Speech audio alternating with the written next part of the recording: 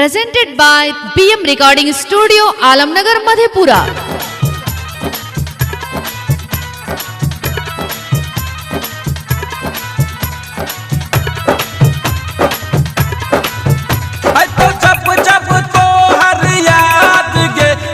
बेच के पीबो शराब गे, तो जब जब तोहर याद गे, खून बेच के पीबो शराब गे। चल जाए भी ससुरा तू हे गे रानिया, चल जाए भी ससुरा तू होई का हमसे आजाद गे। तो जब जब तोहर याद गे, खून बेच के पीबो शराब गे, खून बेच के पीबो शराब गे।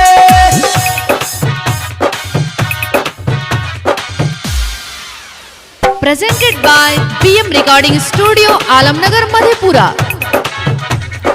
DJ सुमित सतीश रैमा, सुमित सतीश रैमा, सुमित सतीश रैमा। दल तू हमरा नहीं शादी के कार्ड गे, सोचला न होता कि गेला के बाद गे, गेला के बाद गे, गेला के गे दिल तू हमारा नहीं शादी के कार्ड गे, सोचला न होता कि गोइला के बाद गे, गोइला के बाद गे, गोइला के बाद गे।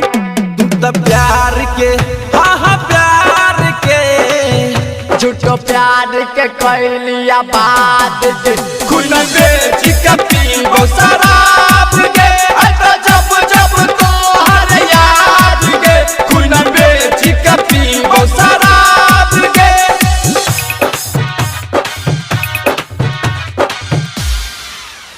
Presented by BM Recording Studio, Alamnagar Madhepura.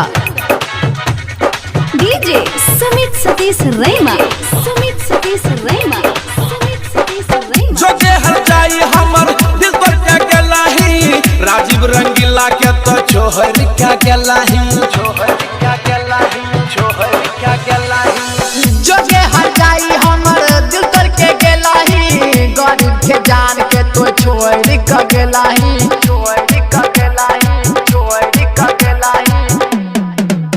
Writer सूरज सूर्या भेल बदना हम गे, बंदी बेच के पीतल शराब गे। तो जब जब तोहर याद गे, खून बेच के पीबो शराब गे, खून बेच के पीबो शराब गे। चल जाए भी ससुरा तू हे गे रानिया, चल जाइबी ससुरा तू होई का हमसे आजाद गे। तो जब जब तोहर याद गे, खून बेच के पीबो शराब गे, खून बेच के पीबो शराब गे। Presented by BM Recording Studio, Alamnagar Madhepura.